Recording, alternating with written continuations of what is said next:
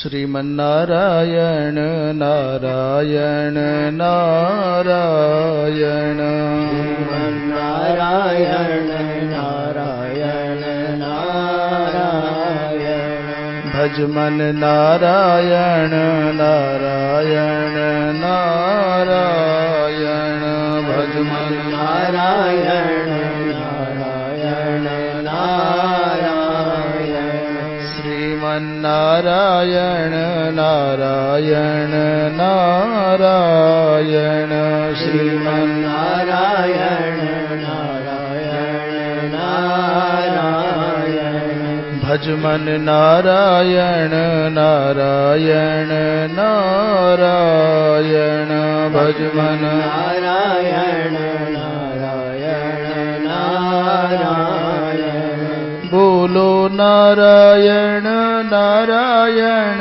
नारायण बोलो नारायण नारायण नारायण गावो नारायण नारायण नारायण गाओ नारायण नारायण नारायण श्रीमन्नारायण नारायण नारायण श्रीमन्नारायण नारायण नारायण भजमन नारायण नारायण नारायण भजमन नारायण नारायण नारायण बोलिए वृंदावन बिहारी लाल की जय धर्म की जय हो अधर्म का नाश हो प्राणियों में सद्भावना हो विश्व का कल्याण हो गो हत्या बंद हो गौ माता की जय हो परम पूज्य धर्म सम्राट स्वामी श्री करपात्री जी महाराज की जय हो अपने अपने गुरुदेव भगवान की जय हो गंगा मैया की जय हो श्री कृष्ण कन्हैया लाल की जय हो हर हर महादेव। परम सम्माननीय संत वृंद, धर्मानुरागी श्रोता बंधुओं एवं भक्ति स्वरूपा मातृशक्ति, कल प्रसंग चल रहा था। महाभारत का युद्ध लगभग संपन्नता की ओर है। शल्य के मारे जाने पर भीम ने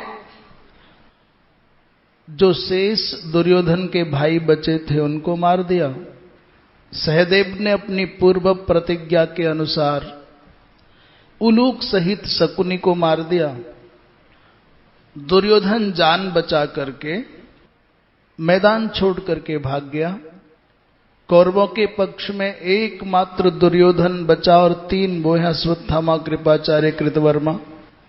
और पांडवों के पक्ष में 2000 रथ बचे हैं, 700 हाथी बचे हैं, 5000 घोड़े बचे हैं और केवल 10,000 सैनिक बचे। इसका मतलब अंतिम दिन के युद्ध में भी लगभग 5 करोड़ लोग, ऐसा आया था ना कि 18वें दिन 17 दिन के युद्ध के बाद कितनी कितनी सेना बची, वो वर्णन आया था। हाँ, 3 करोड़ 2 करोड़ तो पैदल ही पैदल थे। बोलिए वृंदावन बिहारी लाल की। प्रांग मुखः प्राद्रवत भयात, गदा लेकर के दुर्योधन पूर्व दिशा की ओर भागने लग गया। संजय ने कहा, महाराज सात्यकी और धृष्टद्युम्न ने मुझको पकड़ लिया, संजय को, और मुझको मारना चाहते थे। उसी समय वेदव्यास जी महाराज ने प्रकट होकर के तमागम्य महाप्राज्ञः कृष्णद्वैपायनो ब्रवीत, अरे भैया इस संजय को मत मारो, ये धर्मात्मा है, मारने योग्य नहीं है। जब मैं जान बचा करके भागा तो मैंने रोते हुए दुर्योधन को, आंसू गिराते हुए दुर्योधन को देखा था। एक समय था महाराज, दुर्योधन एक भवन से दूसरे भवन में जाता था तो उसके मार्ग में सोने का रास्ता बनाया जाता था। भवनात् भवनम राजन प्रयातुः पृथ्वीपते देवालय प्रवेशे च पंथा यस्य हिरण्मयः। एक दिन वो था दुर्योधन, जब इस भवन से उस भवन में जाए, मंदिर जाए, तो तत्काल सोने के मार्ग बनाए जाते थे। और आज ये दशा है कि आंखों में आंसू भरे हैं, नंगे पांव है। उसने माया के द्वारा एक सरोवर के जल को स्तंभित किया। स्तंभयत तोयंच मायया मनुजाधिप। जब वो जल में प्रवेश करना चाहता था, उसी समय कृतवर्मा, कृपाचार्य और अश्वत्थामा उसके पास आ गए। इधर धृतराष्ट्र के पुत्र युत्सु, जो युद्ध के मैदान से हट करके पांडवों के संग आ गए थे, भगवान कृष्ण की आज्ञा से सब मातृकुल को लेकर हस्तिनापुर पहुंच गए हैं। संजय कहते, राजन शिविर उजड़ चुके थे। उन लोगों ने, तीनों ने दुर्योधन से पूछा, भाई अब क्या करना है? कृतवर्मा, कृपाचार्य, अश्वत्थामा के साथ में जो संवाद हुआ है, उस समाचार को जंगली लोगों ने, व्याधों ने पांडवों को जाकर के बता दिया। और पांडव भी उस सरोवर के पास में पहुंच गए। धर्मराज ने उलाहना दिया। धर्मराज ने कहा, समग्र वंश को विनाश की आग में झोंक करके डरपोक दुर्योधन, तुमने आज अपनी मां के दूध को लजा दिया। निर्लज्ज, डर करके सरोवर में छुप गए हो। अरे तुम्हारा वो दर्प कहां है? तुम्हारा मित्र कर्ण कहां गया? क्वच ते तत्पौरुषम यातं क्वच मानस योधन। दुर्योधन ने कहा कि मैं डर करके भागने वाला नहीं हूं, विश्राम करने आया हूं। मैं बंधुहीन होकर के राज्य नहीं, वनवासी हो जाऊंगा। मृग चर्म पहन करके तप करूंगा। राजन, ये धरती तुम्हारी हो गई, तुम इसका भोग करो। ऐसाते पृथ्वी राजन भुंक्ष्व इनाम विगत ज्वरः। धर्मराज ने कहा, एक दिन था सुयोधन, तुमने कहा था एक सुई की नोक के बराबर भी धरती देने को तैयार नहीं हो, और अब सारी धरती छोड़ रहे हो। उसने कहा, आप शक्तिशाली हैं और मैं निर्बल हो गया हूं। आप बहुत सारे लोग हो, मैं अकेला हूं।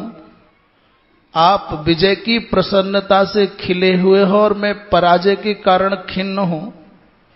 आपके पास में रथ है और मैं रथहीन हूं। आप सबसे मैं अकेला कैसे युद्ध करूंगा? हां, तुम में दम है तो एक एक करके आ जाओ। मैं भयभीत नहीं हूं, घायल हूं, पर फिर भी तुम्हारे सबके लिए अकेला पर्याप्त हूं। अचानक न जाने क्या हुआ, बिना परामर्श किए धर्मराज ने कह दिया कि हम पांचों में से किसी एक को चुन ले। दुर्योधन, तुमको युद्ध बहुत प्रिय है, तो आज हम पांचों में से किसी एक का चयन कर लो, हम लड़ने को तैयार हैं। युधिष्ठिर के वचनों को सुनकर के महाराज, उस दुर्योधन ने कहा कि मुझे यदि तुम गदा दे दोगे तो मैं बाहर आने को तैयार हूं। दुर्योधन को आश्वस्त किया है धर्मराज ने, गदा प्राप्त हो गई, बाहर निकल आया। जब युद्ध की तैयारियां होने लग गई तो भगवान कृष्ण ने धर्मराज से कहा, मुझको तो लगता है कि तुम्हारे भाग्य में विजय है ही नहीं, राज्य है ही नहीं। आपने तो आज भैया एक बार फिर जुआ खेल लिया। तुम दुर्योधन की शक्ति को नहीं जानते। यदि उसने नकुल सहदेव का चयन कर लिया, तुम्हारा कर लिया, तो तुम क्या करोगे? नूनम न राज्य भागेशा पांडो कुंत्याश्च संतति अत्यंत वनवासात सृष्टवा भैक्ष्याय वा पुनः। मुझे तो लगता है कि तुम वनवास के लिए अथवा भीख मांगने के लिए ही बने हो क्या? तुमको कुछ खबर नहीं है, दुर्योधन 13 वर्ष तक निरंतर लोहे का पुतला बना करके उसके साथ गदा युद्ध करता था। एते नहीं कृता योग्या वर्षा नीह त्रयोदश आयसे पुरुषे राजन। आयसे माने लोहे का पुरुष बना करके। क्यों इतना भयंकर परिश्रम क्यों किया राजा बनने के बाद भी? बोले भीमसेन जिघांसया, नित्य अभ्यास करता है कि भीमसेन को युद्ध के मैदान में मैं मार सकूं। पर धर्मराज तो सब जानते हुए भी ऐसा कमजोर निर्णय इसलिए करते हैं कि दुनिया जान जाए। विधर्मी कितना भी ताकतवर क्यों ना हो और धर्मनिष्ठ व्यक्ति कितना भी कमजोर क्यों ना हो, फिर भी अंततः विजय धर्मनिष्ठ व्यक्ति की ही होगी। विजय हमेशा सत्य की ही होगी।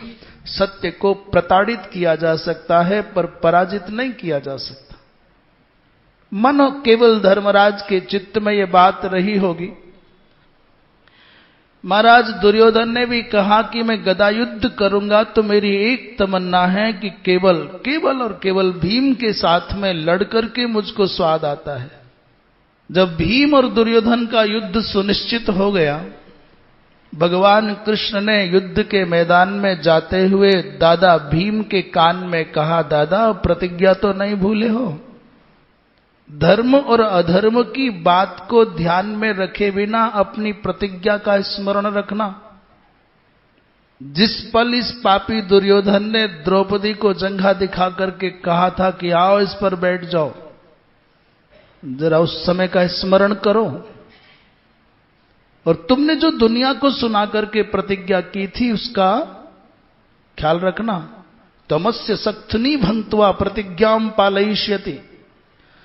जैसे ही भगवान कृष्ण ने स्मरण दिलाया तो भीम के अंदर और भी तीव्रता से ओज आ गया। इधर तो युद्ध के लिए दोनों उद्यत हो रहे हैं और उधर क्या हुआ, 42 दिन की तीर्थ यात्रा संपन्न करके बलराम जी महाराज अचानक आ गए। बलराम जी महाराज का आगमन होते ही सब लोग उठ के खड़े हो गए। देश काल के अनुसार संप्राप्त संसाधनों से उनका स्वागत किया गया। वैशंपायन जी महाराज कहते हैं, हे राजन, बलराम जी युद्ध प्रारंभ होने से पहले चले गए थे। उनका मंतव्य था कि ये पारिवारिक झगड़ा है कौरव और पांडवों का, इसमें हम यदुवंशियों को शामिल नहीं होना है, अथवा हम दोनों पक्ष की सहायता करें।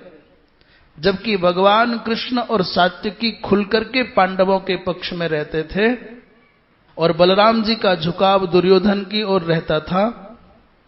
इसलिए बलराम जी महाराज ने देखा कि लाला के सामने मेरी चलेगी तो है ना, या तो अच्छो है कि धर्म यात्रा के नाम पर, तीर्थ यात्रा के नाम पर पलायन ही कर दें।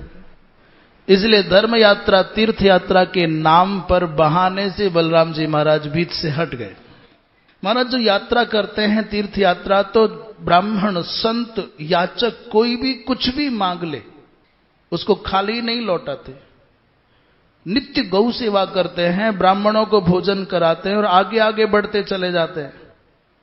पूजार्थम तब क्लिप्तानि विप्राणाम सुखमिच्छताम, दान करते हुए यात्रा की है। और यहां पर बलराम जी महाराज ने कौन कौन से प्रमुख तीर्थों की यात्रा की, यद्यपि महाभारत में 2 बार पहले भी समग्र तीर्थों का वर्णन आ गया है, फिर एक बार भीम और दुर्योधन गदा लिए वहां मैदान में प्रतीक्षा कर रहे हैं। और यहां श्री वैशंपायन जी महाराज से प्रश्न किया, भगवान कौन कौन से तीर्थों की यात्रा बलराम जी महाराज ने की है?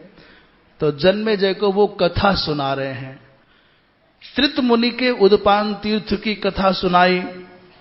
बड़ी विचित्र कथा है, सुनोगे तो हंसी आएगी। 3 भाई थे, एक तश्च द्वितश्चैव तृतश्चादित्य सन्निभाः, आसन पूर्व युगे राजन मुनयो भ्रातरस्त्रयः। 3 सगे भाई, एक का नाम एकत, दूसरे का नाम द्वित और तीसरे का नाम तृत। पुराने समय में बुद्धिमत्ता का परिमाप क्या था? बोले एक श्रुतिधर, 2 श्रुतिधर। एक बार में श्रवण करते ही जो याद कर ले वो एक श्रुतिधर कहा जाता था। ऐसे अलग अलग घटिका, शतक, शतावधान, 100 प्रश्न लगातार सुन करके और उनके फिर क्रम से लगातार जो उत्तर दे सके उसको शतावधान कहा जाता था। घटिका शतक माने एक घड़ी 24 मिनट में जो 100 श्लोक बना दे उसको घटिका शतक कहते थे। ये परीक्षण के प्रकार थे। बोलिए वृंदावन बिहारी लाल की। तीनों भाइयों में बड़ा प्रेम था और वैशंपायन जी कहते हैं कि आदित्य सन्निभाः, भगवान सूर्य की विद्या के समान विद्या इनके पास, उनके जैसी ओजस्विता इनके पास। तीनों वेदज्ञ हैं, सदाचारी हैं, निर्लोभ। इन तीनों में जो त्रित हैं उनको लोभ नहीं है, ना उनकी दृष्टि में कुछ आता है तो उसका महत्व है और कुछ चला जाए तो उसका भी कोई महत्व नहीं है। तीनों विप्रोचित कर्म करते हैं, यज्ञ कराते हैं, बड़े बड़े यज्ञ कराते हैं, वेद पढ़ाते हैं, दान लेते हैं, दान देते हैं। और यज्ञ कराने से जो दक्षिणा में गौ मिलती हैं उन गायों को ले आते हैं। तो द्वित और एकत दोनों कहते हैं भैया हम तो गायों के पीछे चलेंगे और भैया तुम आगे आगे चलो। त्रित आगे आगे चलते हैं गायों के और वो दोनों भाई पीछे पीछे चलते हैं, इसलिए उनको ध्यान ही नहीं है कितनी गाय है, कहां है, कौन लाया, कौन ले गया। संपत्ति के आगे चलोगे तो विकार नहीं आएगा, पर संपत्ति के पीछे चलोगे, रोज काउंटिंग करोगे तो फिर जी नहीं पाओगे। संसार की संपदा तुम्हारे पीछे चले तो कोई हानि नहीं है, पर तुम संपत्ति के पीछे चलने लग गए, यदि अर्थ के दास हो गए तो फिर जीवन मुश्किल हो जाएगा। त्रितस्तेषाम महाराजो पुरस्तात याति दृष्टवत, साक्षी बनकर के आगे आगे चलते हैं। एक दिन किसी भयंकर भेड़िया का सामना हो गया तो त्रित अचानक जान बचाने के लिए एक कुएं में गिर गए, खाई में गिर गए। और ये भाई इतने लोभी थे कि अपने भाई को, सगे भाई को कुएं में गिरा हुआ देख करके निकाला नहीं। बोले निकालेंगे तो गायों का हिस्सा बंटवारा करना पड़ेगा। ये जो बवाल है ना, ये आज का ही नहीं है, अनादि है। न जाने भगवान की कैसी माया है कि जिस सगे भाई को गोद खिला के बहुत मगन होता है बड़ा भाई बचपन में, अपने हिस्से का भोजन करा के बहुत मगन होता है बचपन में, बड़े हो जाने के बाद वही दुश्मन जैसा नजर आता है, उसी से कोर्ट कचहरी करने की तैयारी कर लेता है। कुछ लोगों का ऐसा मानना है कि एक थाली में भोजन कर लेंगे, एक पत्तल में भोजन कर लेंगे, एक आसन पर बैठ जाएंगे तो प्रेम हो जाएगा। कुछ लोगों का ऐसी मान्यता है। और ऐसा भी सुनने में आता है, लोग कहते हैं झूठा खाते हैं तो प्रेम बढ़ता है। एक पत्तल में भोजन कर लिया, झूठा खा लिया, एक दूसरे को ले दे करके खिला दिया, तो सुनने में आता है, आज की ऐसी सोच है, धारणा है कि प्रेम बढ़ता है। पर हमारे गले ये बात नहीं उतरती। संत परंपरा ने शास्त्रों के अनुसार ये जाना और माना, शिष्ट लोगों ने जाना माना। हमारी कुल परंपराएं ऐसी हैं कि वहां झूठा खाना निषिद्ध रहा है। यहां तक भी निषिद्ध है कि पत्नी अपने पति को अपना झूठा ना खिलाए, मनुस्मृति मना करती है। और बहुत सारी बातें।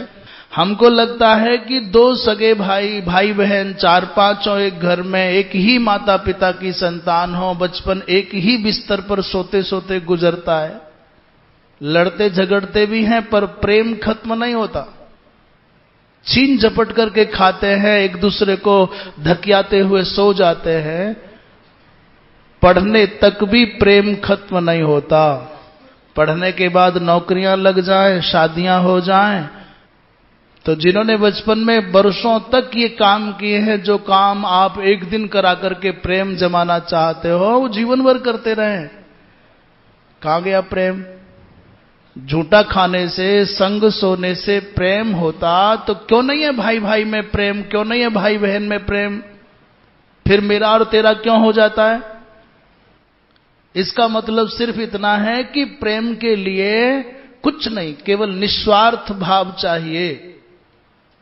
प्रेम के लिए केवल विश्वास की आवश्यकता है, निष्कपटता की आवश्यकता है। आपके मन में कपट आएगा, स्वार्थ आएगा और भ्रम मन में बैठ गया तो तुम प्रेम नहीं कर पाओगे, न भाई से कर पाओगे, न पति से कर पाओगे, न पत्नी से कर पाओगे, न पिता से कर पाओगे। बचपन में रहे तो न भ्रम था, न स्वार्थ था, न कपट था, इसलिए लड़ते झगड़ते भी, खाते पीते भी प्रेम था। और बड़े हो गए तो स्वार्थ आ गया, मेरा घर तेरा घर, मेरी पत्नी तेरी पत्नी, मेरे बच्चे तेरे बच्चे, तेरे पास इतना पैसा, मेरे पास, तेरा काम बड़ा मेरा काम छोटा। इस धरती की समग्र संपत्ति को भी लुटा दे, सब कुछ दांव पर लगा दे, पर प्रेम मिल जाए तो भी सस्ता है। आत्मीयता मिल जाए तब भी सस्ती है, संबंध बचा रहे तब भी सस्ता है। ऐसे ही खाली आना है, खाली ही जाना है, फिर बवाल किस लिए? ये जो भाइयों का बवाल है अनादि है, ये गायों पर ही मर गए और बड़े अच्छे महात्मा बताए जा रहे हैं। तो ये कथा क्या संकेत कर रही है कि लोभ की वृत्ति, काम की वृत्ति, क्रोध की वृत्ति, ईर्ष्या द्वेष की वृत्ति कहीं पहुंच जाना पीछा नहीं छोड़ेगी। सावधानी बरतनी है। जो बच गए हैं उनका जीवन सुख से गया, आनंद से गया है, और जो इस आग में झुलस गए हैं वो ना अपने काम के रहे, ना समाज के काम के रहे। बेचारे त्रित ने बहुत आवाज लगाई, भैया बचाओ, भ्रातृभ्याम पशुलुब्धाभ्याम उत्सृष्टः स महातपाः। गायों के लोभी भाइयों ने अपने सगे भाई को गड्ढे से नहीं निकाला, बेचारे निर्जल कुएं में पड़े रहे। और त्रित ने क्या सोचा, संकल्प कर लिया, मानसिक भाव से यज्ञ करना प्रारंभ कर दिया। संकल्पित यज्ञारंभ करने लग गए। देवगण पधार गए और देवताओं ने प्रसन्न होकर के इनको बाहर निकाला।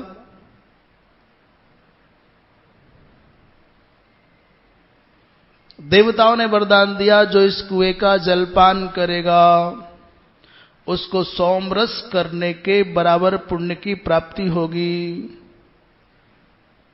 बोली वृंदावन बिहारी लाल की।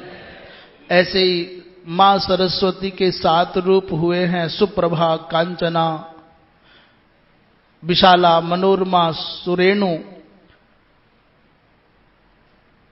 ओघवती, विमलोदका आदिक आदिक। सरस्वती के 7 रूप एक जगह पुष्कर में, नैमिषारण्य में, गया में, उत्तर कौशल में, ऋषभद्वीप में, हरिद्वार में, कुरुक्षेत्र में और हिमालय में, इतने 8 जगह पर सरस्वती के दर्शन तत्त स्थानों पर होते हैं।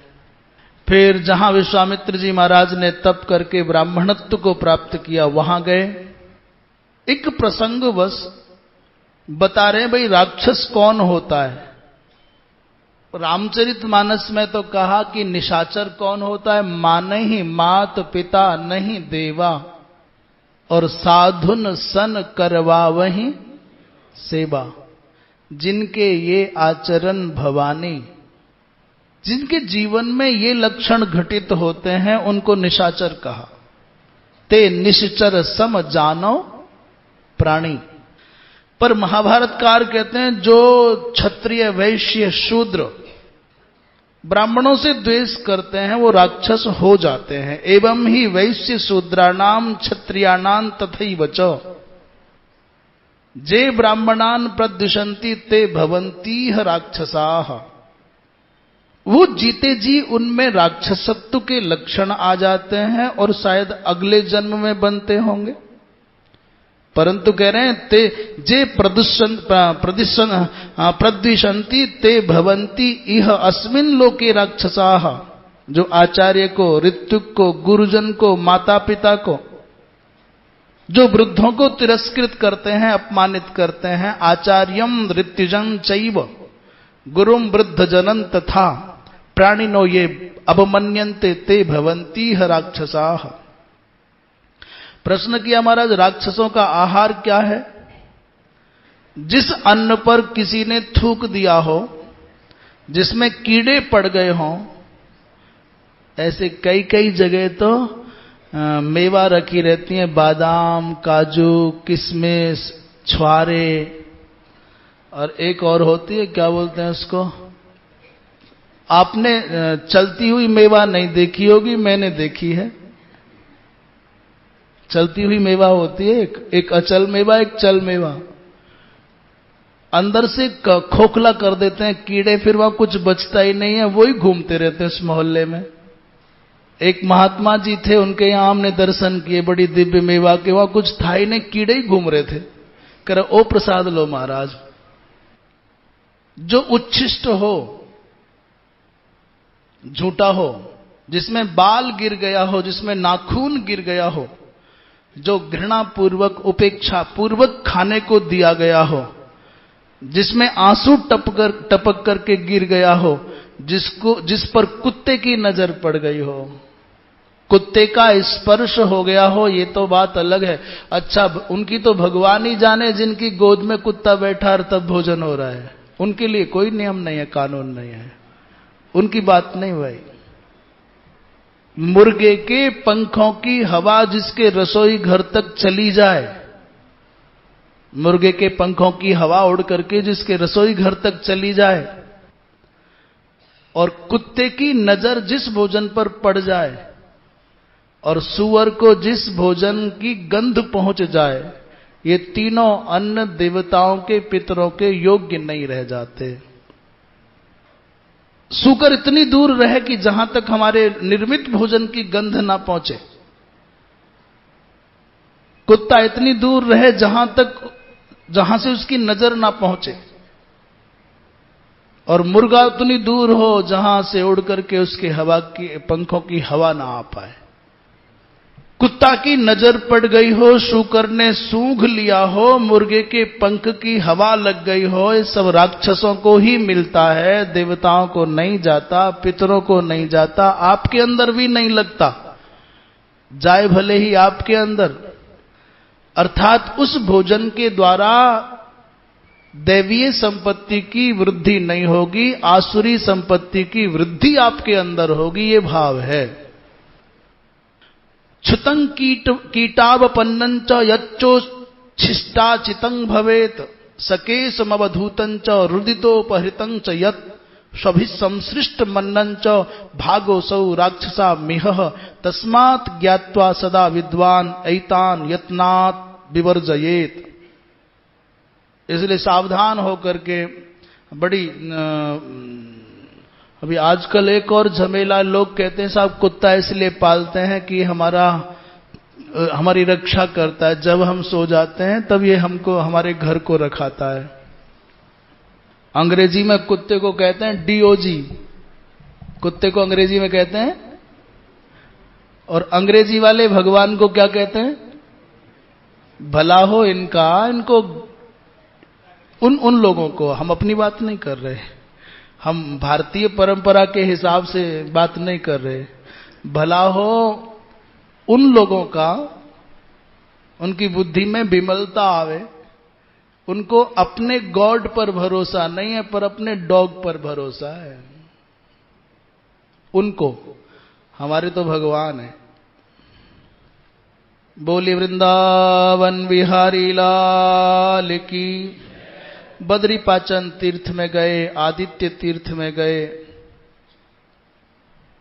सारस्वत तीर्थ में दधीची जी महाराज ने जहां तप किया वहां भी गए।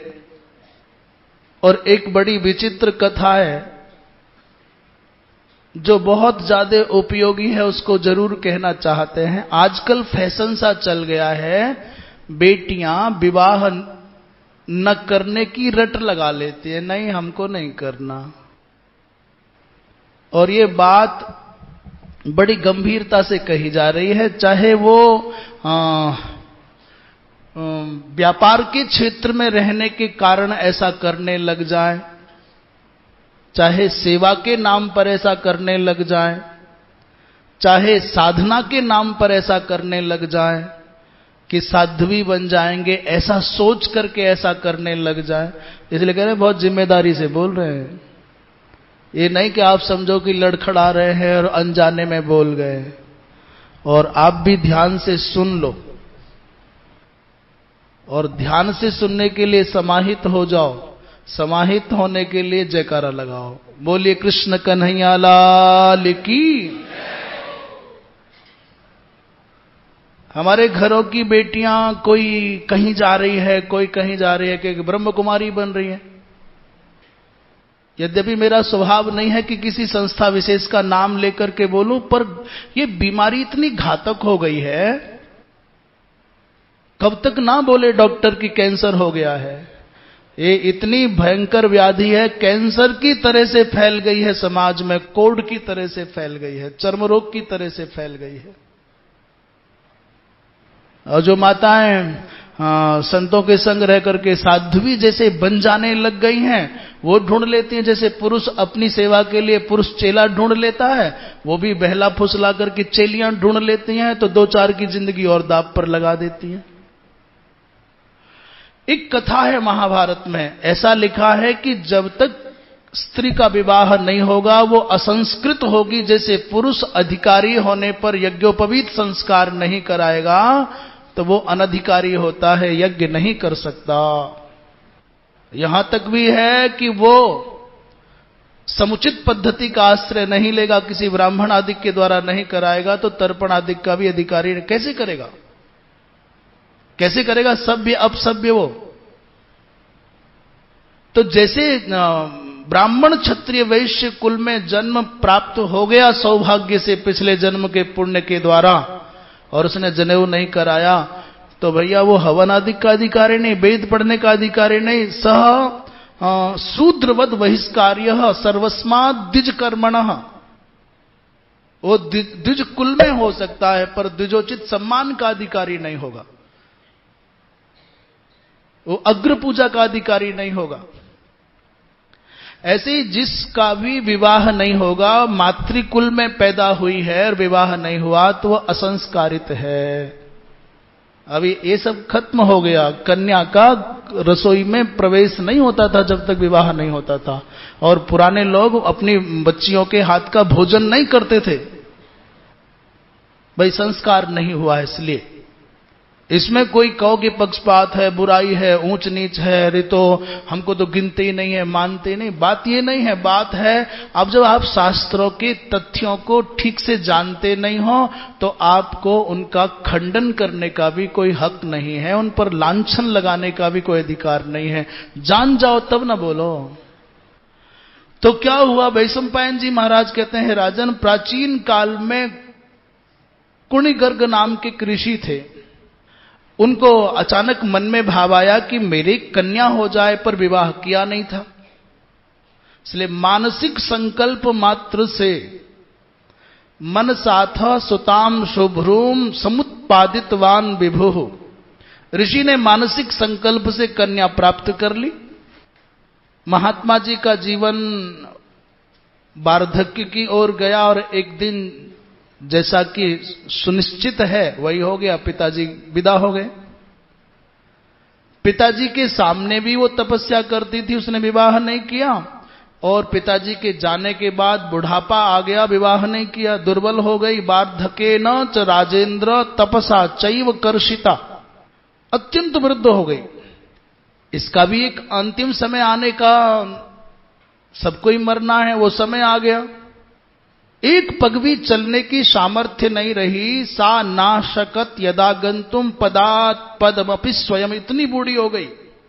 एक दिन नारद जी आ गए और श्री नारद जी को देख करके मां ने सहज स्वभाव बस कहा, भगवान बैठो, जल स्वीकार करो, आदिक आदिक। तो नारद जी ने कहा कि तुम अभी तक असंस्कृता हो, तुम कन्या हो, तुम्हारा तप तो बहुत उत्तम है, परंतु तुमको पुण्यलोक की प्राप्ति नहीं होगी। ये बात मैं कहता हूं, तुम्हारे जैसी तपस्विनी कोई नहीं है, पर असंस्कृता होने के कारण तुमको दिव्य लोक नहीं मिलेगा। और ये बात मैं नहीं कह रहा हूं, ये चर्चा तो देवलोक में अक्सर होती है, तुम्हारी बात होती है। असंस्कृतायाः कन्यायाः कुतो लोकास्तवा नघे। उस वृद्धा तपस्विनी कन्या ने शास्त्र मर्यादा का चिंतन किया और नारद जी के वचनों पर विचार किया तो समझ गई बात तो सत्य है।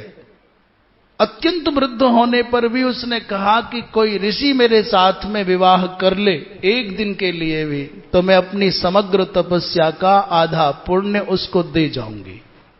अब बताओ कौन करे शादी? इतनी जर्जर काया है, आंखों से ठीक से दिखता नहीं है, हाथों से कुछ होता नहीं है, उठ करके एक कदम चल नहीं सकती। उसने घोषणा कर दी, माने तपसोर्धम प्रयच्छामि पाणिग्राहस्य सत्तमा। श्री नारद जी महाराज ने बहुत प्रयत्न किया कैसे भी इसका विवाह हो जाए। तब गालव पुत्र श्रृंगवान नाम के ऋषि ने उस कन्या के जीवन को कृतार्थ करने के लिए महाराज विवाह कर लिया।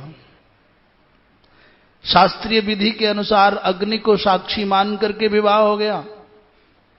विवाह के पल में वो कन्या ऐसी वृद्ध नहीं रही जैसा पहले वर्णन आया है। तप के प्रभाव से समग्र अलंकारों से अलंकृत सर्वांग सुंदरी नवयौवना बन करके ये विवाह की प्रक्रिया को संपन्न किया।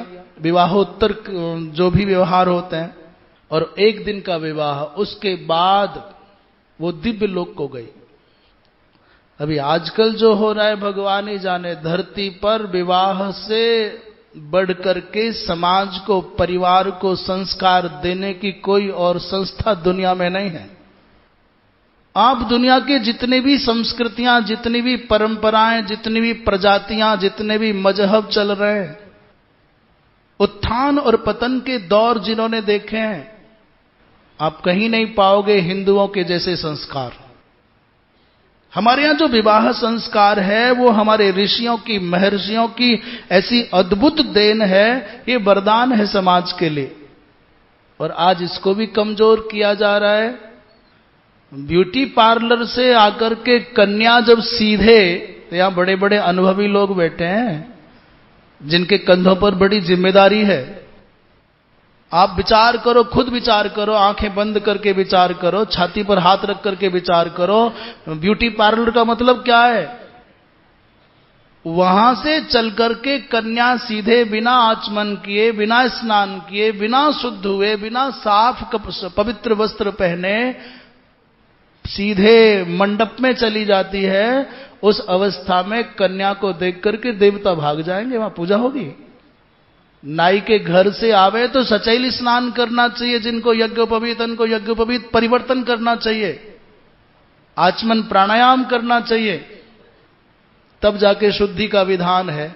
और वो नाई के घर से सीधे आए, घर में आके मंडप में आके बैठ जाए, हो जाए। अच्छा, नाचने में, गाने में, ऊधम मचाने में चाहे कई घंटे लग जाएं, पर विवाह के समय, संस्कार का समय आए तो पंडित जी जल्दी करो, जल्दी करो, जल्दी करो। संस्कार के लिए समय नहीं है।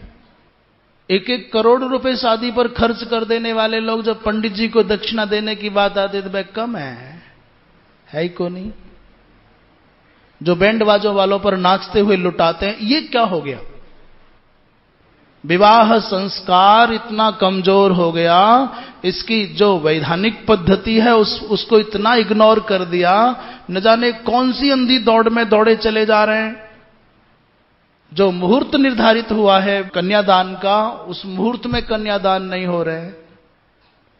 तो ये जो विवाह की परंपरा है, ये किसी व्यक्ति की बनाई हुई नहीं है, विशुद्ध शास्त्रीय। इसका संबंध इस लोक और परलोक दोनों के साथ में है, ये मनमाना नहीं है। ये कोई ऐसा नहीं है कि जोड़ दो जहां से लकड़ी और लोहे का वेल्डिंग कर दो। बोलिए वृंदावन बिहारी लाल की। इसके बाद कुरुक्षेत्र की महिमा का वर्णन, क्योंकि बलराम जी महाराज भ्रमण करते करते सनातन तीर्थ कुरुक्षेत्र में आए। महाराज, इस कुरुक्षेत्र की विशेषता है कि यहां जो पुरुष इस क्षेत्र में मरता है, ते गमिष्यन्ति सुकृतान लोकान पाप विवर्जितान।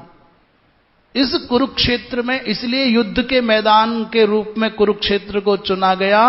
यहां जो लोग मरेंगे वो सीधे दिव्य लोकों को जाएंगे।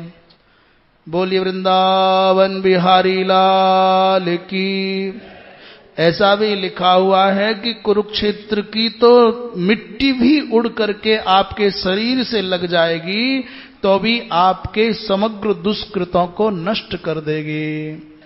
पांसवोपी कुरुक्षेत्रात वायुना, समुद्रीता हवा का झोंका उड़ा करके लाए और मिट्टी आपके शरीर से लग जाए तो भी आप पवित्र हो जाओगे। महाराज, इस सब को तीर्थ यात्रा को पूरा करके बलराम जी महाराज को पता चला कि महाभारत का युद्ध पूरा होने जा रहा है और लगभग अब दुर्योधन और भीम का गदा युद्ध होना शेष रह गया है। इसलिए बलराम जी महाराज सीधे वहीं पहुंच गए। जैसे ही युद्ध आरंभ होने लगा, बलराम जी महाराज मध्यस्थ होकर के बैठ गए उस रोमांचकारी युद्ध का दर्शन करने के लिए। थोड़ी ही देर में दोनों के दोनों योद्धा खून में नहा गए, हांफने लग गए। इतने ज्यादा थक गए कि पैर उठाना तक भारी हो गया। तो दोनों ने विश्राम किया। एक मुहूर्त तक दोनों ने उभौ अपि परिश्रांतौ तौ मुहूर्तम समास्वस्य। एक मुहूर्त तक विश्राम भी कर लिया, फिर उठ करके खड़े हो गए। पैतरे बदल करके गदा युद्ध चलने लगा। दुर्योधन छरेरा है और भीम थोड़े भारी है। दुर्योधन युद्ध कला में, गदा युद्ध की कला में बहुत निपुण है, बहुत दक्ष है, पर भीम के पास में ताकत बहुत ज्यादा है। उसको पैतरे बदलने बहुत आते हैं दुर्योधन को, पर भीम की गदा की जो चोट है वो दुर्योधन की गदा की चोट से दुगनी है। ये दोनों में अंतर है। दुर्योधन ने मौका पाकर के भीम के सिर पर प्रहार कर दिया। कृति यत्न परस्वेशा, दुर्योधन कृति है और भीमस्तु बलवत्तरः, भीम बलवान है। समशोभत तेजस्वी भूयो भीमात् सुयोधनः, देखने में, दक्षता में दुर्योधन बहुत शक्तिशाली नजर आता है। पर जैसे ही भीम के सर पर गदा पड़ी तो लोगों ने सोचा, लोग सांस रोक करके चीत्कार करने लगे। सोचा भीम गिर जाएगा, पर भीम के ऊपर बिल्कुल असर नहीं पड़ा। मानो किसी ने हाथी के ऊपर माला का प्रहार कर दिया हो, फूल का प्रहार कर दिया हो। जब भीम ने घुमा करके गदा मारी तो झुक करके दुर्योधन उस प्रहार को बचा ले गया। दुर्योधन ने भीम की छाती पर गदा मारी, भीम मूर्छित हो गए। गदया निहतो भीमो मुह्यमानो महारणे, बेचारे पांडव निराश हो गए। तभी भीम ने उठ करके गदा के प्रहार से दुर्योधन की पसली तोड़ दी। वो घुटने टेक करके बैठ गया, अचेत हो गया। सभी वलभ प्रहारेण जानुभ्याम अगमन महीम। और उसी समय उठ करके खड़े हुए दुर्योधन ने भीम का कवच तोड़ दिया। भगवान कृष्ण बोले भीम बलवान है, परंतु दुर्योधन का अभ्यास बहुत अद्भुत है। बिना माया के आश्रय के भीम दुर्योधन को नहीं मार सकता। तस्मान माया मयम भीम आतिष्ठतु पराक्रमम। भगवान कृष्ण ने अर्जुन से कहा, अर्जुन भीम कहीं भूल तो नहीं गया? उसको अपनी प्रतिज्ञा तो याद है ना कि तेरी जांघ तोड़ूंगा। धीरे से भगवान कृष्ण ने अर्जुन के कान में फुसफुसा करके ऐसा कहा। जोर से क्यों नहीं बोले? बोले बड़े भैया बैठे हैं। हर जगह खुल्लम खुल्ला भगवान कृष्ण अर्जुन को बोल देते थे, धर्मराज को बोल देते थे, तो आज भी बोल देते। बोले दादा बैठे हैं। दादा के संकोच के मारे अर्जुन के कान में कहा प्रेक्षतो, और जैसे ही अर्जुन को संकेत मिला तो महाराज प्रेक्षतो भीमसेनस्य सभ्यम ऊरुम अताड़यत। संकेत पाते ही अर्जुन ने भीम को दिखा करके अपना जांघ दिखा दिया। जांघ पर थपकी देते हैं, माने वो दुर्योधन का दृश्य याद दिला दिया। भीम समझ तो गए पर मौका नहीं मिल रहा है, दोनों बहुत थक गए। फिर एक मुहूर्त विश्राम कर लिया। तव मुहूर्तम आश्वास्य पुनरेव परंतप। पर अब के बार जैसे ही भीम को मौका मिला तो भीम ने गदा के प्रहार से सीधे दुर्योधन की जांघ तोड़ दी। उरु दुर्योधनस्याथ बभंज प्रिय दर्शनौ। इस गदा युद्ध में हर युद्ध में कुछ नियम होते हैं। गदा युद्ध का नियम है कि कटी भाग से नीचे प्रहार नहीं करना है, नाभि से नीचे प्रहार नहीं कर सकते। नाभि के ऊपर ऊपर, वक्ष पर, सर पर, हाथों पर, जितना चाहो, कमर पर नाभि के नीचे प्रहार करोगे तो अधर्म माना जाएगा। पर भीम ने पूरी ताकत से दुर्योधन की जंघा पर प्रहार किया तो महाराज आर्तनाद करता हुआ धरती पर गिर गया दुर्योधन। और इतना ही नहीं, भीम ने तो अपने मन का प्रतिशोध पूरा निकाला। दुर्योधन के मुकुट को, सिर को अपने पैरों से कुचल दिया, रौंद दिया। एव मुक्त्वास बामेन पदा मौली मुपास्पृशत और शिरश्च राज सिंहस्य पादेनो समलोडयत।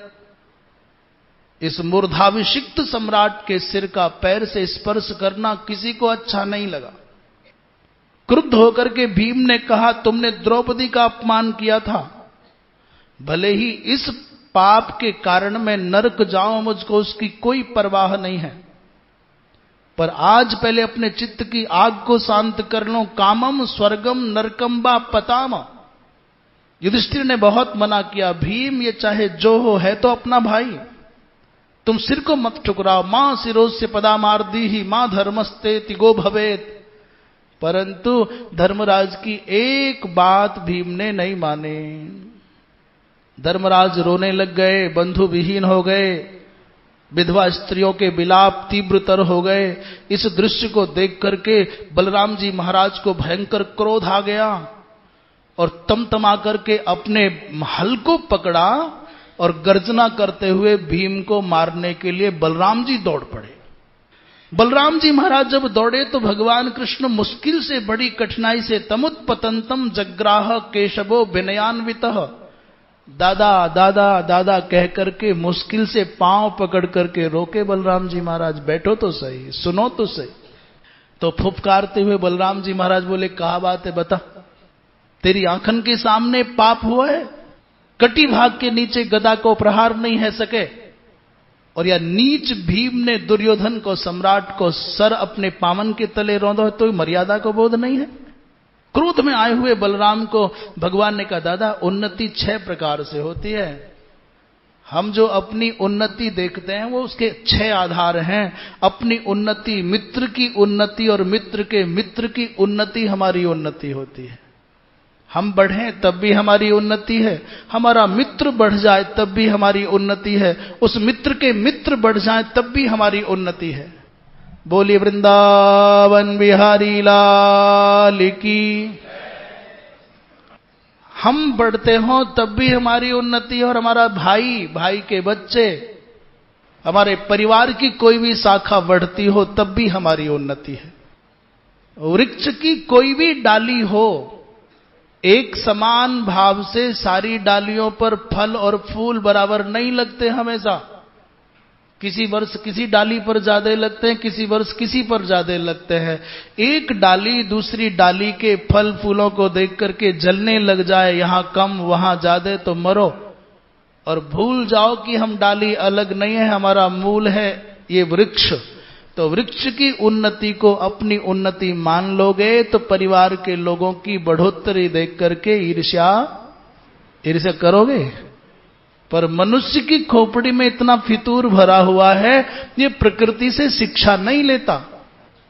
3 कारण बता दिए उन्नति के, और 3 बताए कि शत्रु की हानि, शत्रु के मित्र की हानि, और शत्रु के मित्र की हानि। ये 6 प्रकार हैं अपनी उन्नति के। अपनी, अपने मित्र की और मित्र के मित्र की उन्नति अपनी उन्नति है। शत्रु की हानि, शत्रु के मित्र की हानि, शत्रु के मित्र के मित्र की हानि, ये अपनी उन्नति है। दादा आज तुमको धर्म दिखाई दे रहा है ना, पांडवों से बात शुरू नहीं की, मन में थोड़ी भावुकता जगाने के लिए भगवान कृष्ण सीधे कुंती बुआ तक ले गए। दादा आपको बुआ कुंती याद है ना, उस बिचारी ने कितनी कठिनाई से इन छोटे छोटे बच्चों को कैसे जीवन रक्षा की, इनकी छला गया, दुख दिए। तुमको याद है ना कितना आंसू गिराए थे आपने जब लाक्षागृह की आग में पांडवों को जलने का समाचार आपको मिला था। बुआ कुंती ने रो रो करके आपका वक्ष जब गीला कर दिया था तो क्या कहा था आपने, याद है ना। बलराम जी महाराज भगवान कृष्ण के सामने जाते बोलते बालते नहीं, हाँ हाँ करने चुप हो गए, बेचारे गुस्सा ठंडा हो गया।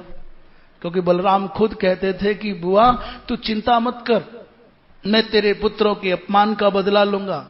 और दादा एक बात तो बताओ, तुम अपनी प्रतिज्ञा कर लो, मैं आपसे पूछता हूं, तुमने कोई प्रतिज्ञा करी हो तो उसे तोड़ सकते हो, छोड़ सकते हो क्या? दादा बोले ना। तो फिर भीम की भी तो प्रतिज्ञा है।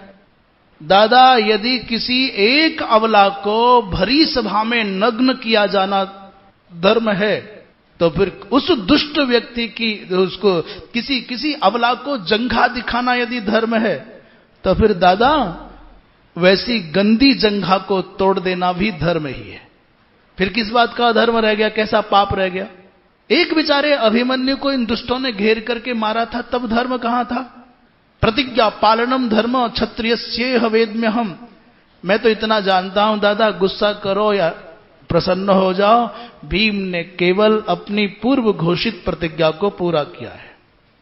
और फिर भीम की कोई अकेले की प्रतिज्ञा नहीं है दादा। यदि आज भीम इसकी जांघ न तोड़ पाता, एक महात्मा का, एक ऋषि का शाप झूठा हो जाता। बलराम जी बोले वो कहा है, किस महात्मा ने शाप दिया?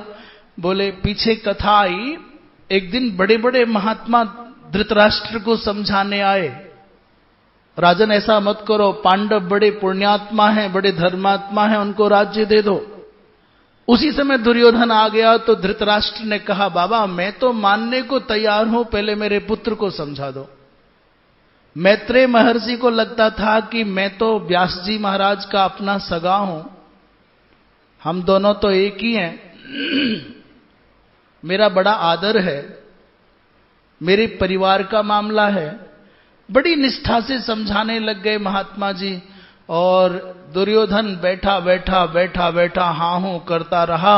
और जब कहा कि भीम बहुत शक्तिशाली है, अर्जुन बहुत शक्तिशाली है, तुम्हारे भाई हैं, युद्ध ठीक नहीं है, इन बातों को सुनते सुनते अचानक दुर्योधन ने अपनी धोती हटाई और बाईं जंघा को ठोकने लग गया, जैसे अखाड़े में जाने से पहले पहलवान ठोकते हैं। महात्मा जी तो बड़े आनंद के साथ में परिवार के कल्याण के लिए समझा रहे थे और वो जंगा दिखा रहा है। गुस्से में आ गए महात्मा, उन्होंने कहा जा याद रखना, उरु ते भत्स्यते भीमो गदयेति परंतप। दादा मैत्रेय महर्षि ने पूर्व में शाप दिया था, आज महात्मा के शाप को सत्य सिद्ध कर दिखाया है भीम ने, इसलिए अच्छा किया है। बलराम जी महाराज चुप तो हो गए परंतु शांत नहीं हुए, अंदर से संतोष नहीं हुआ। गुस्से में उठ करके द्वारिकापुरी चले गए, बैठे नहीं रहे।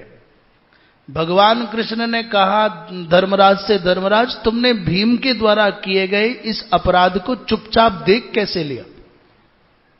इतना अधर्म हुआ और आप आंखें बंद करके चुप देखते रहे? धर्मराज ने कहा माधव सच बताओ, मेरे भी मन में ये गिलानी है, ये अच्छा नहीं किया भीम ने। अर्जुन भी प्रसन्न नहीं है, चारों भाई तो बाकी सब तो जय जयकार कर रहे हैं भीम की। और इस सब दृश्य को देख करके दुर्योधन कराहता हुआ जो पड़ा था, उसने कहा मेरी जब तक भुजाओं में दम था तब तक मैंने इन पांडवों को चैन से एक दिन भी सोने नहीं दिया। और भगवान कृष्ण को डांटते हुए बोला, ओ कंस के दास पुत्र, तुमको लज्जा नहीं आती? कंस दासस्य दायाद नते लज्जास्त्यनेन वै। तुमने अधर्म पूर्वक बाबा भीष्म को मरवाया, अश्वत्थामा हाथी मरवा करके द्रोण को अनशन व्रत करने पर मजबूर किया, भूरिश्रवा को मरवाया, कर्ण को मरवाया, अभी तुम्हारा चित्त चैन में नहीं आया है। भगवान कृष्ण ने भी दुर्योधन के अपराधों को सुना दिया। उसने कहा महाराज मैंने वेद पढ़े, बड़े बड़े यज्ञ किए, मैं नित्य संध्या वंदन करने वाला था, सागर पर्यंत वसुंधरा पर मैंने राज्य कर लिया, जब तक मेरे भुज दंडों में दम था मैंने रण यज्ञ में न जाने कितने जीवों की आहुति दी। अब अंतिम समय में युद्ध के मैदान में अपनी प्राणाहुति दे रहा हूं, तो मैं तो दिव्य लोकों को जाऊंगा, जाओ तुम मेरी झूठन खाना, मेरे द्वारा छोड़े गए त्यागे हुए राज्य का भोग करना जाओ। जब तक जिंदा रहा तब तक आनंद लिया, और आज मर करके स्वर्ग जा रहा हूं, तुमसे पहले वहां भी स्वर्ग भोगूंगा। धर्मराज को कहा जाओ मेरी थूक में मेरे छोड़े हुए राज्य को भोग लो। स्वर्गं गंता हम अच्युत। और जो भीम ने मेरे मस्तक को ठुकराया है, मुझे इसका कोई दुख नहीं है, क्योंकि थोड़ी देर बाद इस शरीर को कौआ खाएंगे, कुत्ता खाएंगे, गीदड़ खाएंगे, तब कौन शोक करने आ रहा है। मेरे छोड़े हुए राज्य को तुम भोगना, कितने दिन तक भोगोगे, जाओ। काकावा कंक गृध्रावा निधास्यंति पदम क्षणात। भीम ने यदि ठोकर मार दी, पैर मेरे सर पर रख दिया, तो इस सर पर तो थोड़ी देर बाद कौवा और ये सब पैर रखेंगे, तो किस बात का शोक करूं। बोली वृंदावन बिहारी लाल की। ऐसा कहते ही दुर्योधन के ऊपर आकाश मंडल से पुष्पों की वर्षा होने लग गई, सिद्ध गण जय जयकार करने लग गए। उदास पांडव बैठे थे, भगवान बोले यदि मैंने माया का आश्रय ना लिया होता तो तुमको कभी स्वप्न में भी विजय नहीं मिलती। यदि नैवम विधम जातु कुर्याम जिम्भ महम रणे, तो कुतो वो विजयो भूयः कुतो राज्यम कुतो धनम। भगवान ने सांत्वना दी, तुमको दोष नहीं लगेगा, ये मेरी वजह से ऐसा हुआ है। इसके बाद सब पांडव, दुर्योधन तो चला गया स्वर्गलोक, पांडव अपने अपने रथों पर बैठ करके शिविर की ओर आने लग गए। आज एक विचित्र घटना घटी। भगवान ने बड़े रूखे से भाव से, थोड़ा कर्कश सा होते हुए कहा कि पार्थ नीचे उतर जा जल्दी। अर्जुन को यह स्वाद बड़ा अटपटा लगा, उसको लग रहा था कि आज तो मैं विश्व विजेता बन गया हूं, आज मालाएं पड़ेंगी, स्वागत सत्कार होगा, जय जयकार होगी, पर यहां तो गड़बड़ है। अर्जुन ने कहा गोविंद आप सारथी हो, मैं रथी हूं, और नियम यह है कि पहले सारथी उतरता है फिर रथी उतारा जाता है, और आज दिन तक लगातार आपने उसी नियम का पालन किया है। आज क्या बात है, आपके स्वर में स्नेह नहीं है, आत्मीयता नहीं है, सम्मान का भाव नहीं है। भगवान ने कहा जो मैं कहता हूं वो तुरंत करो, नीचे उतर जा, डपटते हुए कहा। और जैसे ही निराश से होकर के, उदास से होकर के अर्जुन चुपचाप उतरे, उतनी ही देर में एक ही पल में ध्वजा पर बैठे हुए कपिराज भी अंतर्ध्यान हो गए। भगवान के रथ के पहियों पर जो शेष नाग के द्वारा प्रेषित नाग थे वो सब चले गए। उस रथ के संरक्षक जितने सिद्ध चारण आदि थे सब चले गए। और जैसे ही भगवान कृष्ण उस रथ से उतरे तो अचानक सारा का सारा रथ जल करके खाक हो गया, सदग्धो। जब वो जल गया तो आश्चर्यचकित रह गए सब पांडव। लोगों ने पूछा गोविंद ये क्या हुआ। भगवान ने कहा ये तो भैया कब का जल करके भस्म हो चुका था। मेरी प्रतिज्ञा थी अर्जुन को एक ही रथ के द्वारा विजय दिलानी है, इसलिए मेरे संकल्प के बल से रुका हुआ था। भगवान कृष्ण ने धर्मराज से कहा कि राजन मैंने उपप्लव नगर में मधुपर्क देकर आपसे कहा था कि मैं अर्जुन को एक ही रथ के द्वारा, एक ही धनुष के द्वारा विजयी बना करके सुरक्षित लाऊंगा। ये अर्जुन आपके हाथों में है, इसे संभालो। पांचों पांडव भगवान कृष्ण ने माता कुंती को सौंप दिए हैं। और आज जब आनंद के वातावरण में शयन करने की बात आई तो भगवान ने कहा नहीं, आप लोग यहां नहीं सोओगे अपने शिविरों में।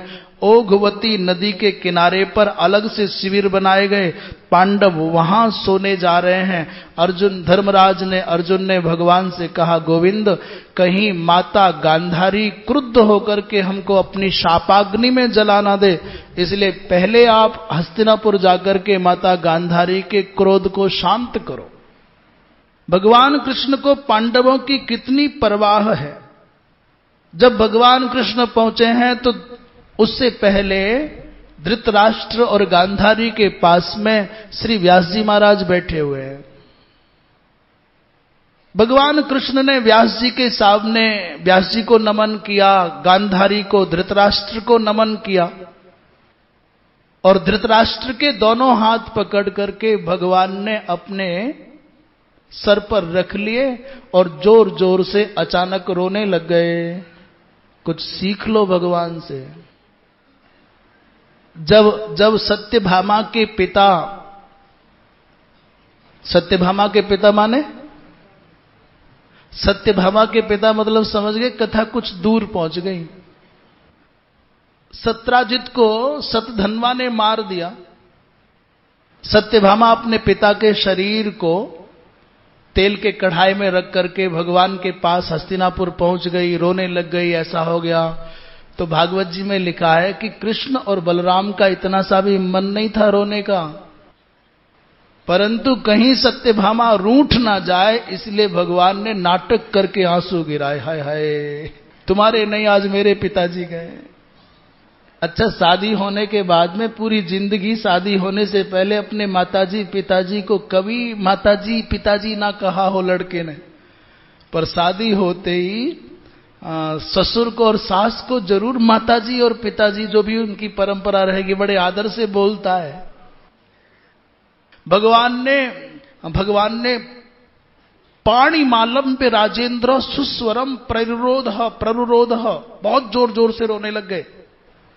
धृतराष्ट्र भी मन में सोचता होगा मैं तो कलाकार ही हूं केवल, पर ये तो कलाकारों का भी सरदार है। भाई गजब हो गया। और थोड़ी बहुत देर नहीं, 2 घड़ी तक आंसू गिराने के बाद मुख धोया। समुहूर्तात् दिवोत्सृज्य बाष्पम शोक समुद्भवम। काल की गति बड़ी विचित्र है। अब तो आप पांडवों पर अपने स्नेह की वर्षा करो। ये पिंड और श्राद्ध के यही अधिकारी हैं। हे राजन, आप बेचारे पांडवों को दोष मत देना, ये तो विधाता का विधान था जो पूरा हो गया। लज्जा के कारण धर्मराज आपकी शरण में नहीं आ पा रहे हैं। व्यास जी महाराज वहां बैठे, वो भी सहारा लगा देते हैं। हाँ, कृष्ण ठीक कहते हैं राजन, पुत्र शोक मत करो। गांधारी को कहा, देवी आपके जैसी शांत चित्ता तपस्विनी भूतल पर दूसरी नहीं है, तत्समा नास्ति लोकेशमिन।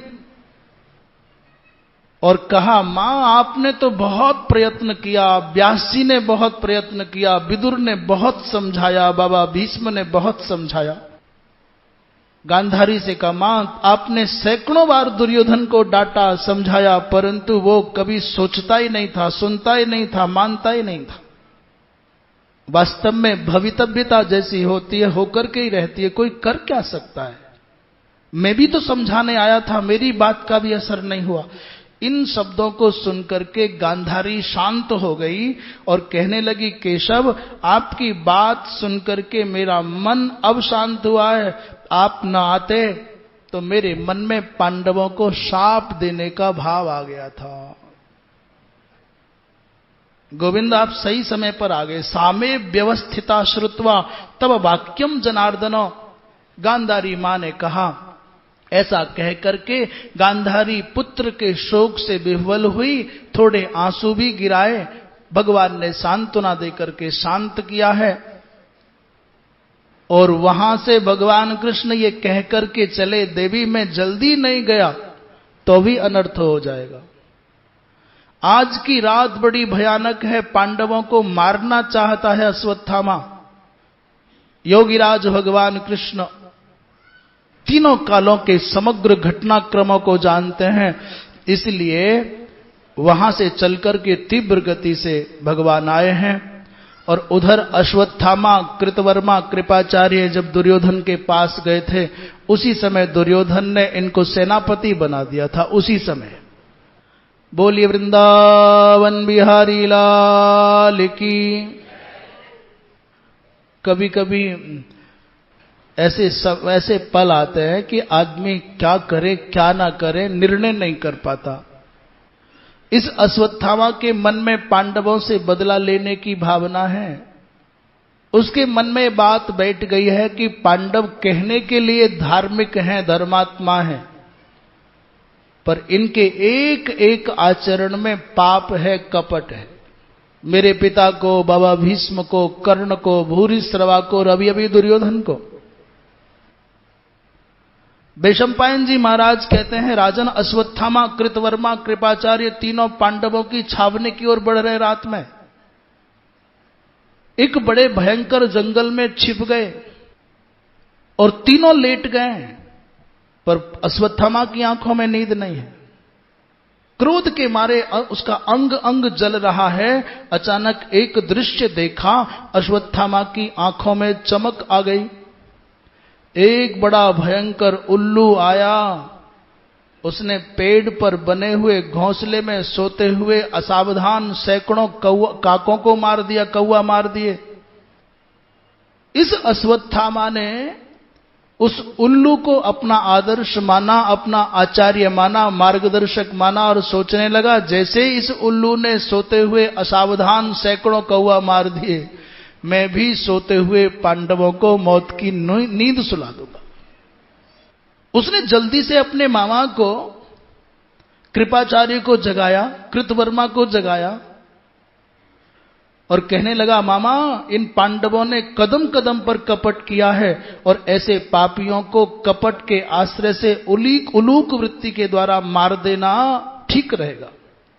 इस बात को सुनते ही वो दोनों के दोनों कांप गए और मना करने लगे, भैया ये काम ठीक नहीं है। तत्र युक्तम ह्रियावृत्तौ, ये तुम्हारे जैसे धर्मात्मा व्यक्ति के योग्य कार्य नहीं है। पर अश्वत्थामा ने कहा कि मुझे कोई समझा सके ऐसा कोई धरती पर पैदा नहीं हुआ। मैं तुम्हारी किसी की बात नहीं मानूंगा। जब तक मैं अपने पिता की मृत्यु का बदला नहीं लूंगा तब तक मुझको चैन नहीं आएगा। बहुत समझाया कृपाचार्य ने, सोचा भाई हम सो जा, सवेरे करेंगे। सोच रहे हैं कि शायद कल तक मन बदल जाए। देश काल परिस्थिति के कारण भी व्यक्ति की चिंतन में परिवर्तन आ जाता है। परंतु उसने कहा, मामा जी जब तक हमें ब्राह्मण कुल में पैदा हुआ हूं ये ठीक बात है, पर मैं शस्त्रजीवी हो गया हूं। जब तक मैं अपने पिता की मृत्यु का बदला नहीं लूंगा मुझे चैन नहीं आएगा। मैं ये भी जानता हूं कि अदांत ब्राह्मण, जिस ब्राह्मण ने अपनी इंद्रियों पर विजय प्राप्त नहीं की है वो निंद्य है। और जो क्षत्रिय निस्तेज हो गया है, जो अन्याय का विरोध करने की शक्ति नहीं रखता है, वो भी क्षत्रिय निंद्य है। और जो वाणिज्य कला कौशल से हीन हो गया है वो वैश्य निंद्य है। और जिस शूद्र में सेवा का भाव नहीं रह गया है वो शूद्र निंद्य है। अदांतो ब्राह्मणो असाधु और निस्तेजाह क्षत्रियो धमः अदक्षो निंद्यते वैश्यः शूद्रश्च प्रतिकूलवान। मैं जानता हूं सब कुछ, परंतु जब तक मैं अपने पिता की मृत्यु का बदला नहीं लूंगा मुझे चैन नहीं आएगा। कृपाचार्य जी महाराज बहुत समझाते रहे, बात नहीं बने। अंत में तीनों के तीनों उठ करके चले। अधर्म पथ पर जाने वाला व्यक्ति स्वजनों के द्वारा रोके जाने पर भी मानता कब है। द्वार पर जब पहुंचे तो सामने भगवान शंकर को खड़े हुए पाया है। शिविर के द्वार पर अश्वत्थामा ने भगवान शंकर को देखा, जिनके दिव्य रोम रोम से प्रकाश पुंज निकल रहे हैं। प्रादुरासन ऋषिकेशाः सथसोथ सहस्रशः। अश्वत्थामा ने आवेश में आकर के भगवान शंकर पर ही बहुत सारे अस्त्र शस्त्र छोड़े, पर भगवान शंकर सबको निगल गए। अश्वत्थामा खाली रह गया। अब पछता रहा है, मैंने अपने कृपाचार्य जी की बात नहीं मानी, अब क्या करूं, अब कहां जाऊं। और अंत में भगवान शंकर की शरण में गया। उग्रम स्थानम शिवम रुद्रम सर्वम ईशानमीश्वरम प्रपद्ये शरणम देवम परमेण समाधिना। भगवान शंकर अश्वत्थामा की स्तुति से प्रसन्न हो गए और उपहार के रूप में भगवान शंकर ने खड्ग दे दी। भगवान ने कहा, देख भाई, जो पांडव हैं, जो कृष्ण हैं, ये दोनों के दोनों मुझको बहुत प्रिय है। यथावत अहम आराध्य कृष्णे ना क्लिष्ट कर्मणा। भगवान कृष्ण ने जैसी मेरी पूजा की है, वैसी पूजा करने वाला धरती पर कोई दूसरा नहीं है, इसलिए कृष्ण मुझको अतिशय प्रिय है। कृष्ण और कृष्ण के आश्रय में रहने वाले किसी भी जीव पर, तुम्हारा प्राणी पर तुम्हारा असर नहीं होगा। ऐसा कहते हुए खड्ग दे दिया और अपने अंश से उत्पन्न अश्वत्थामा के देह में भगवान स्वयं प्रविष्ट हो गए। एक अंश रूप आत्मनः तनुमाविवेश तथा च अस्मै उत्तमम विमलम खड्गम ददौ। भगवान शंकर संहारक अंश के रूप में अश्वत्थामा के देह में प्रविष्ट हुए, खड्ग दिया और पांडवों और भगवान कृष्ण की सुरक्षा की गारंटी भी दे दी। बिना दरवाजे के द्वार कूद करके अश्वत्थामा अंदर गए और सोते हुए धृष्टद्युम्न के सिर पर अपने पैर की ठोकर मार करके जगा दिया। प्राबोधयत पादेन शयनस्थम महीपते। बड़ा भयंकर अंधकार था, बाल पकड़ करके धरती पर खींचा और गिरा करके उसकी छाती और गले को दबा दिया। बेचारे धृष्टद्युम्न नींद के असर में थे, डर के मारे कांप रहे थे, आक्रांत होते हुए, छटपटाते हुए, चीखते हुए, आर्तनाद करते हुए महाराज कब मर गए पता ही नहीं चला। लोगों ने समझा कोई भूत प्रेत आ गया है। भूतम एवं अध्यवश्यंतो। उत्तमौजा को मारा, शिखंडी को मारा, द्रौपदी के 5 पुत्र लड़ने के लिए बाण वर्षा करते हुए आए। अश्वत्थामा ने एक पल नहीं लगाया, युद्ध के लिए आने वाले बालकों के तलवार भोंक भोंक करके मार डाला। बोली वृंदावन बिहारी लाल की। भागवत जी में लिखा है कि सोते हुए द्रौपदी के 5 पुत्रों को मारा, तो महाभारत में लिखा है कि जिसको मारा जगा के मारा। और द्रौपदी के पुत्रों को तो युद्ध के लिए आए हैं, अपने इन लोगों की मामा आदि की रक्षा करने के लिए उनको मारा है। इसके बाद जब अश्वत्थामा पहुंच गया दुर्योधन के पास में, दुर्योधन ने कहा, एक बार धृष्टद्युम्न का सिर दिखाओ। मर गया ना, धृष्टद्युम्न मारा गया ऐसा सुनते ही अब दुर्योधन के प्राण निकले हैं। बोलिए वृंदावन बिहारी लाल की। कभी कभी कथा के क्रम में कह दिया जाता है कि तब मर गया अब मर गया, तो सेटिंग आप कर लिया करो, पहले मरा कि बाद में मरा, जोड़ लिया करो। श्रीमन नारायण नारायण नारायण श्रीमन नारायण भजमन नारायण नारायण नारायण भजमन नारायण नारायण नारायण। बोलिए वृंदावन बिहारी लाल की।